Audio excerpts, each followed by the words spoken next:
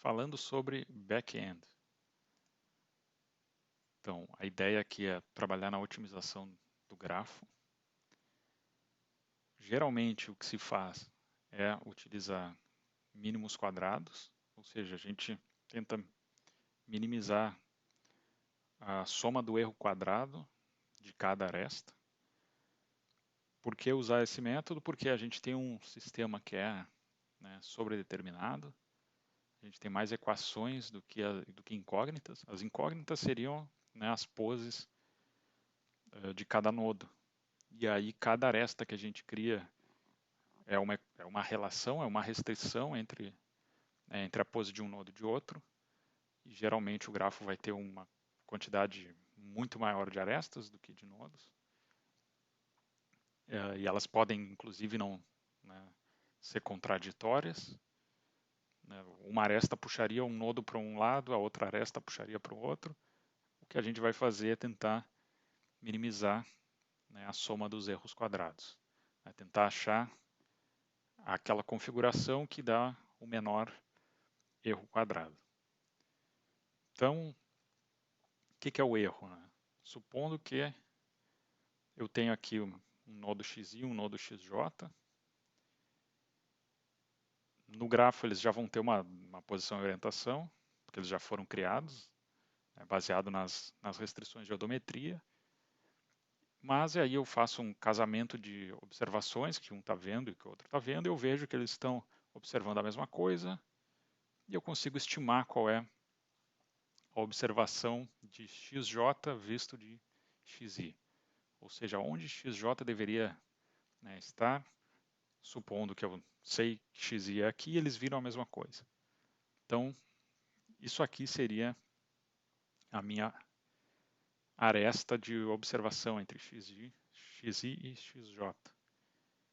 Ela vai ter uma média e uma incerteza, dado por uma matriz de covariância. No caso, aqui eu não vou usar exatamente uma matriz de covariância, eu vou usar o inverso dela, que é esse ômega aqui, que é uma matriz de informação, é o inverso da covariância. E o Z é a observação, observação de J visto de I. A questão é, isso é a minha observação, mas pelo que eu tenho no grafo, essa aqui deveria ter sido a observação. Logo, eu tenho um erro entre o observado e o esperado, que é esse deslocamento aqui. Então, isso aqui é o erro. Idealmente, a gente quer minimizar esse erro, mas a gente quer minimizar o erro de todas as arestas. Como que a gente vai minimizar? Por exemplo, empurrando xj para lá, ou puxando xi para baixo, não sei, alguma coisa desse tipo, tá? Vai ter que ser feita. Então, o erro é entre essas duas medições, a observação Z e a esperada, Z e J e Z e J esperado. Esse é o erro entre I e J, só que eu vou ter o erro de todas entre todos os pares de nodos que estão conectados. O objetivo é achar uma configuração de X, ou seja, mexer em todas as poses de X, XI, XJ, todos os nodos do grafo, de forma que eu minimize a soma do erro quadrado. Tá? Só que é um erro ponderado pela incerteza de cada observação. Então, se eu tenho uma observação que tem uma incerteza muito grande, essa incerteza, quando eu pego essa incerteza, que seria uma matriz de covariância, mas pego o inverso dela, que é essa matriz de informação, quanto maior a incerteza, menor os valores nessa matriz, quanto menor o valor dessa matriz de informação, mais ela reduz o impacto do erro. Então, eu tenho uma dada observação, mas a incerteza é muito grande, o impacto desse erro relacionado a essa incerteza é reduzido, ele não importa tanto. Já uma observação que tem um erro muito pequeno, aí o peso do erro vai ser maior. Então aqui eu preciso reduzir mais o erro associado a uma incerteza pequena do que o erro associado a uma incerteza grande. Então essa ponderação baseada na incerteza tem que ser levada em conta na hora de otimizar, né, o grafo. Uma forma de resolver, né, o problema é achar o mínimo dessa função. A gente quer achar, né, o mínimo disso aqui. Como que a gente pode achar? Constrói a função de erro global, deriva ela, acha as raízes. O problema é complexo fazer isso, não existe uma solução de forma fechada. Então, a saída é usar abordagens numéricas para isso. Não dá para resolver matematicamente, isso aqui vai ficar um negócio gigantesco. Tá? Até porque quanto mais tempo passa, maior o grafo tende a ficar. Então, resolver matematicamente não dá, mas dá para fazer de forma, né, numérica. Tem algumas premissas. Uma delas é a gente tem que partir de um palpite inicial bom, ou seja, o grafo não pode estar tão diferente de como ele vai ser no final. Se eu tenho um grafo que está totalmente errado, se as medidas de odometria são péssimas, aí eu não tenho muito como garantir que o meu grafo depois da otimização vai estar bom. Tá? Então ele não pode ser tão ruim assim. O palpite inicial tem que ser bom. E as funções de erros têm que ser suaves. Por quê? Porque o método que vai ser usado tende, né, a seguir o gradiente do erro. Ele vai ser um método iterativo que vai reduzindo o erro passo a passo até que ele converge. Então, se a função não for suave, eu posso cair no mínimo local, e isso é um problema. Tá? Sendo suave, e eu for convergindo para o menor valor, eu chego no resultado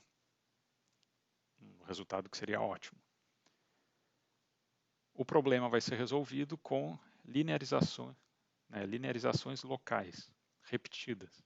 Tá? Eu já vou mostrar como fazer isso.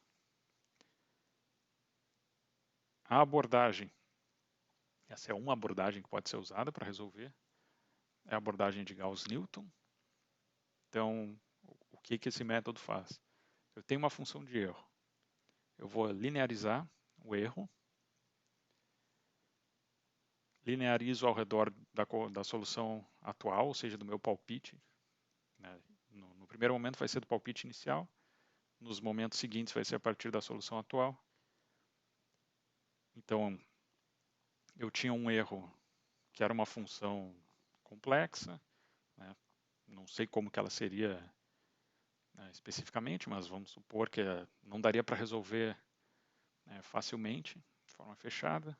Eu vou linearizar ela, computar a primeira derivada dessa função, igualar a zero, e aí eu vou ter um sistema linear, né, por isso que eu tive que linearizar ela. Tendo um sistema linear, eu resolvo esse sistema, acho, né, um novo estado.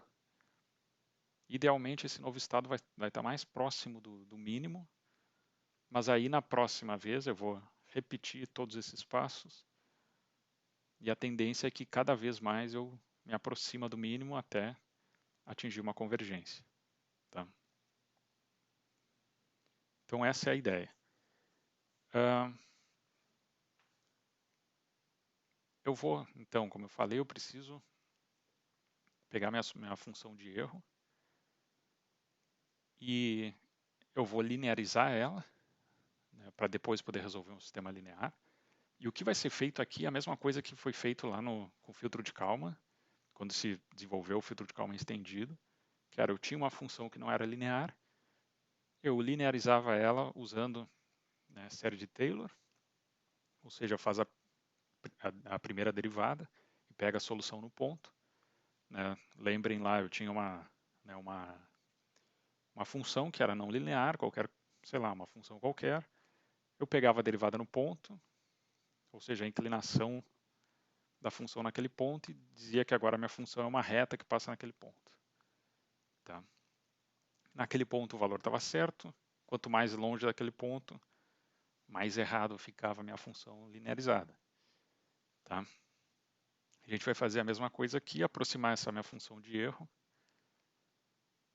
com uma expansão de Taylor. Então, eu vou ter que derivar essa minha função de erro. Derivo em cada um das dimensões do meu estado.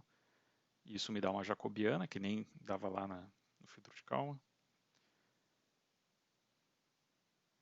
Então agora eu aproximo o meu erro como sendo isso aqui. O erro no ponto, ou seja, o erro nesse meu estado atual, mais a jacobiana vezes um ΔX.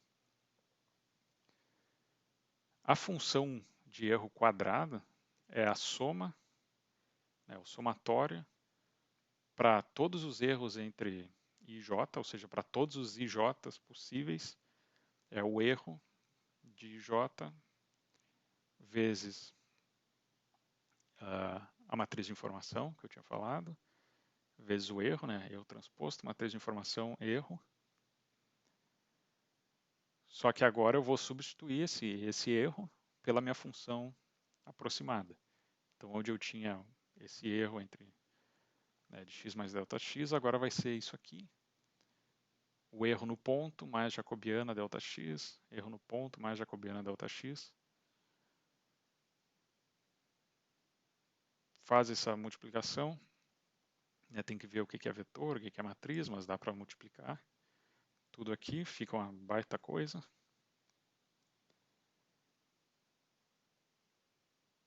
Algumas coisas daqui dá para juntar, deixa eu ver.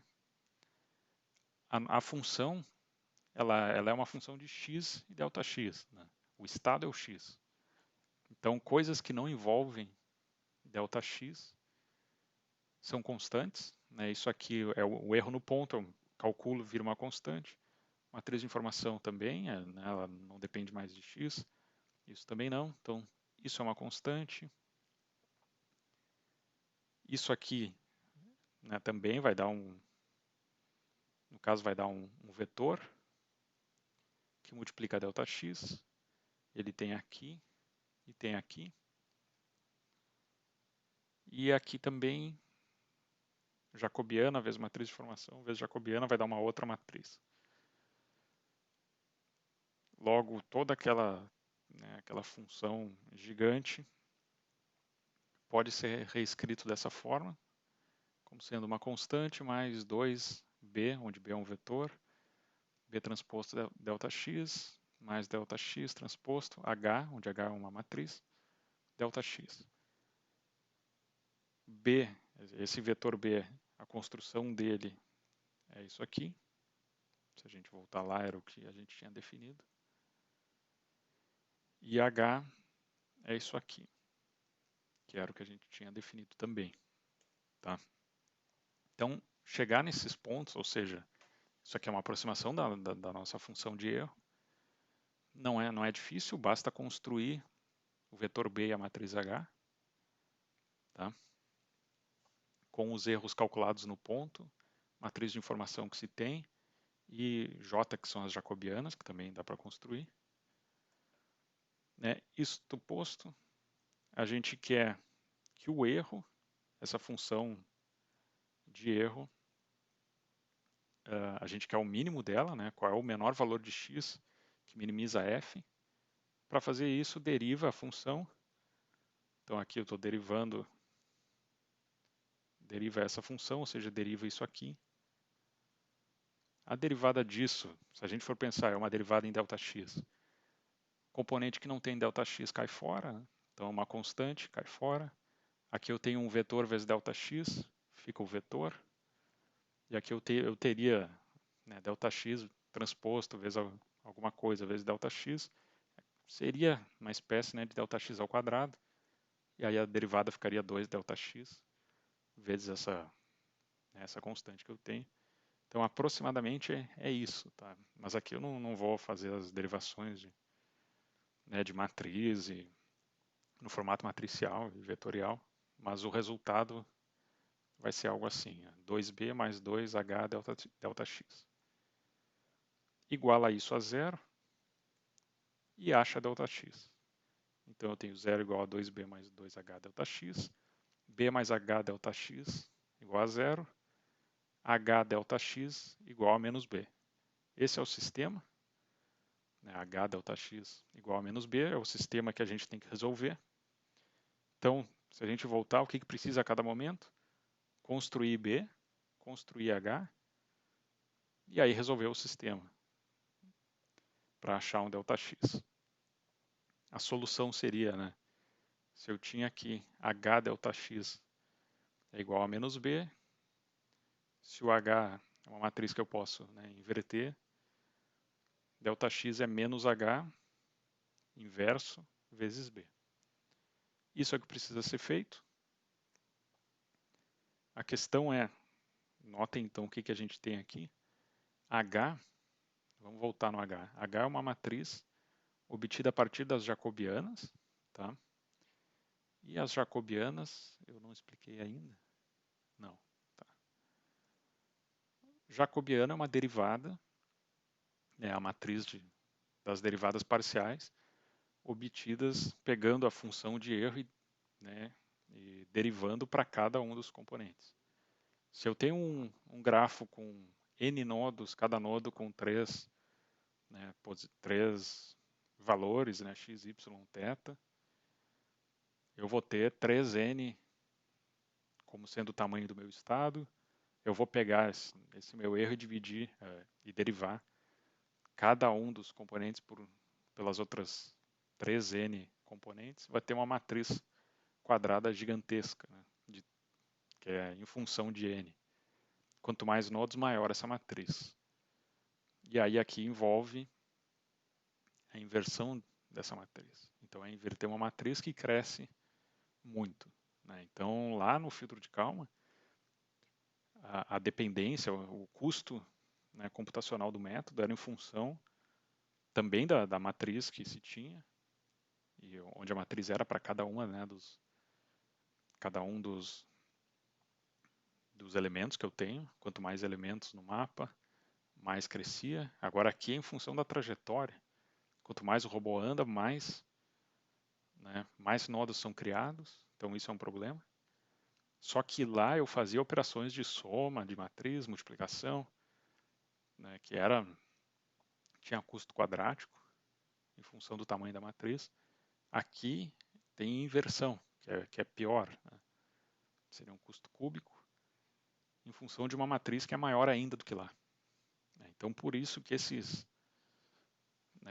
essas abordagens baseadas em otimização de grafos só se tornaram populares mais recentemente, porque exigem um custo computacional maior.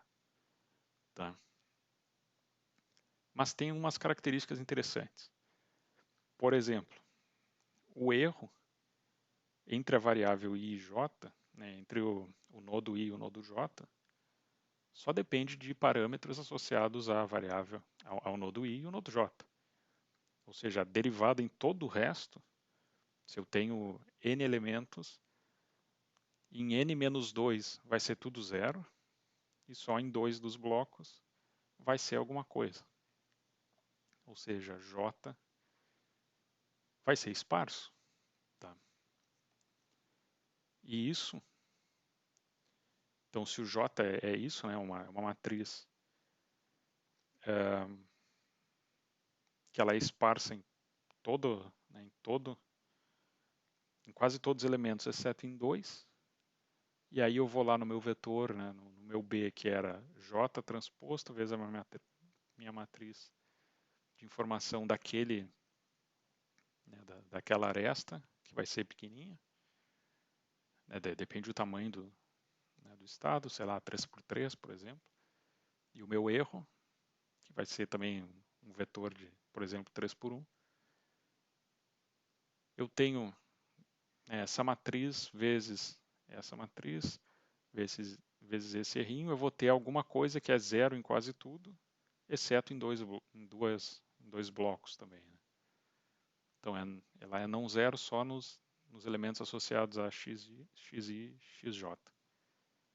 Então, o vetor é esparso e a mesma coisa com a matriz H, que é a que pega J transposto, matriz de informação e J.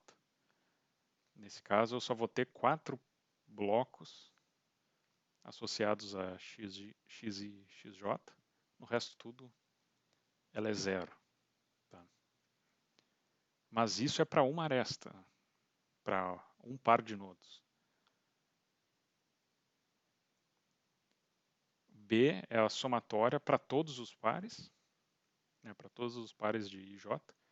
E aí eu vou somar um monte de vetores com alguns, né, para cada um, 2 blocos vão ter dados e nos outros não, mas quando eu somar para todos eu vou ter um vetor com tudo. Né?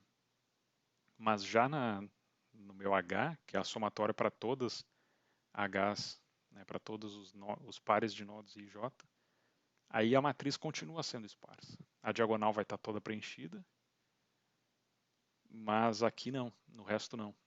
Tá? Porque aqui só vai haver esse preenchimento onde eu tiver fechamento de loops. Tá? Porque senão eu não vou ter relações entre arestas. Por exemplo, uma aresta, sei lá, 5 com a 10, só vai existir alguma coisa se fechou loop, senão não tem. Ou seja, não são todas as combinações de nodos que têm relações. Na diagonal sempre tem, porque aqui é onde vão estar as combinações muito próximas, por exemplo, de I com I mais 1, né? I com I menos 1, então aqui sempre vai ter valores, mas quanto mais longe um nó do outro, a chance de ter algum valor é muito baixa. Então a matriz H é esparsa, e esse é o ponto mais importante. Por quê? Porque se eu tenho um sistema, o sistema que eu queria resolver era isso aqui, né? H delta x igual a menos B.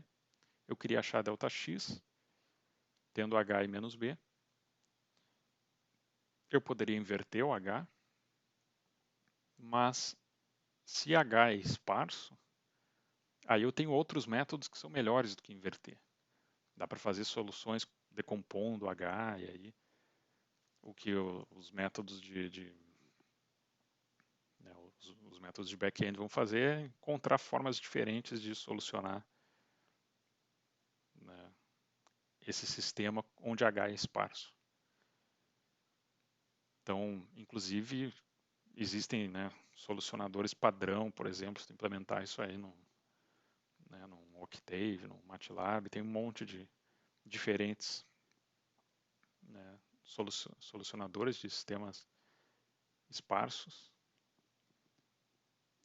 E isso já tem também pronto em soluções, né, de back-end de Slam, fazendo aí tem fatoração, decomposição de Cholesky, tem várias formas, tá? Eu não, confesso que eu não tenho grande conhecimento nas formas matemáticas de solução de sistemas lineares esparsos, mas isso tu pode pegar pronto. Fazendo isso, está pronto, né, a otimização do grafo, só repete até que ΔX vai convergir para zero, a partir de um determinado ponto não vai mais alterar ΔX, e aí o x se estabiliza, né, o grafo se estabiliza num estado. E aí termina. Tá, então, essa é a ideia do back-end.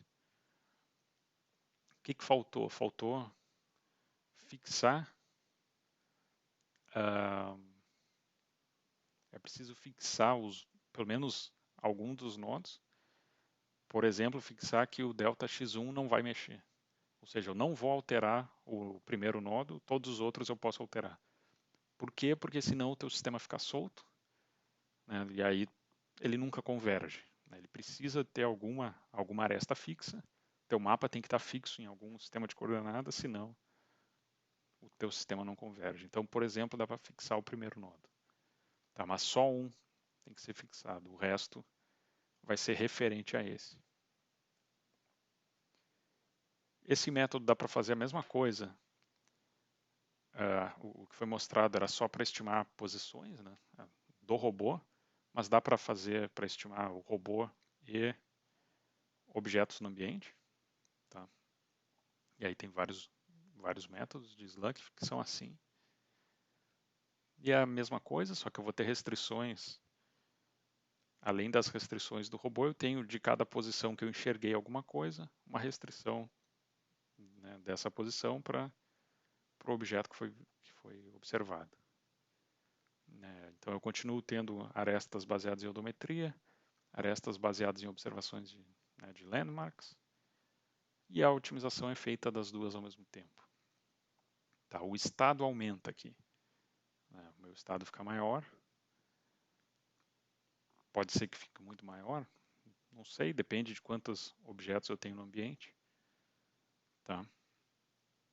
Mas a lógica não muda muito. É basicamente a mesma coisa. Essa regra aqui é a mesma. Tá? Então o algoritmo fica o mesmo. A única diferença agora, a minha função de erro é não só os erros pose-pose, os erros que relacionam o nodo de pose do robô com o nodo de pose do robô, mas também os nodos de pose do robô com landmarks. Tá? Tem alguns cuidados a mais, tem que ter um número mínimo de observações para determinar uma pose, tá?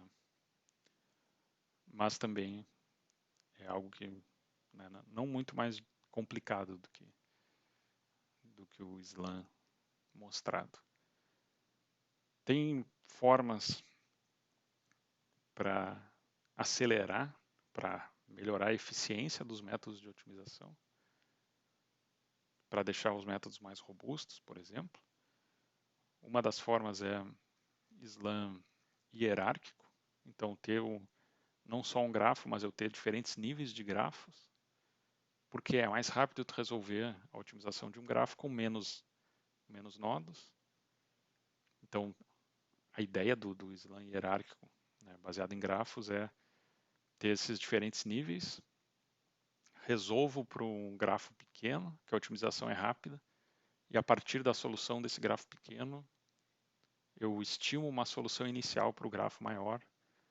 Tendo uma solução inicial melhor, mais rapidamente a otimização do grafo vai convergir, e a ideia é que tudo isso, né, aumente a eficiência do processo. Tá? Então, deixa eu ver se tem um exemplo. Eu tenho de entrada um grafo que é denso, ou seja, com muitos nodos. Eu posso agrupar os nodos, né, pelas vizinhanças deles. Escolho de cada vizinhança um nodo para ser o representante e construo um grafo num nível superior com os representantes. Otimizo no nível superior e depois propago para os níveis inferiores. Tá. Aí tem que manter os grafos atualizados. Se o nível inferior se torna inconsistente, otimizar ele novamente. Então aqui tem exemplos. De novo, isso aqui são só técnicas de back-end, né? É como otimizar um grafo. Aqui, por exemplo, um grafo com muitos nodos. Aqui, uma camada superior com menos nodos. Uma segunda camada com menos. Iria até uma última camada que eu tenho um nodo só. Mas conforme tu otimiza nos níveis com menos nodos, tu pega a solução e joga para o anterior para acelerar o processo. Então, tem muita gente, né, que foca no back-end, tá? Mas, em resumo, SLAM baseado em grafos, né? A solução é otimizar um grafo com mínimos quadrados. Como vai se resolver isso? Por exemplo, fazendo a linearização com série de Taylor, que vai ter o desenvolvimento lá das jacobianas. Jacobianas vão ser esparsas, então o sistema linear que eu tenho é esparso. E aí eu posso resolver com, né, técnicas de solução de sistemas lineares, posso aplicar abordagens hierárquicas. Tá? E desde 2005, 2010 para cá, essa é a solução que domina. Né? Então, isso pode ser usado para ambientes muito grandes. Por quê? Porque aí eu posso trabalhar com a ideia de hierárquico. Né? Se eu vou trabalhar num ambiente muito grande, eu vou usar um mapa não tão tantos nós, eu vou usar nós mais espaçados. E aí, se eu quiser, eu posso usar um outro nível com nós mais próximos. Então, ele escala para diferentes tamanhos, né? Por isso, domina o estado da arte. Agora, falta ver como construir os grafos. Tá? E esse vai ser o papel do front-end.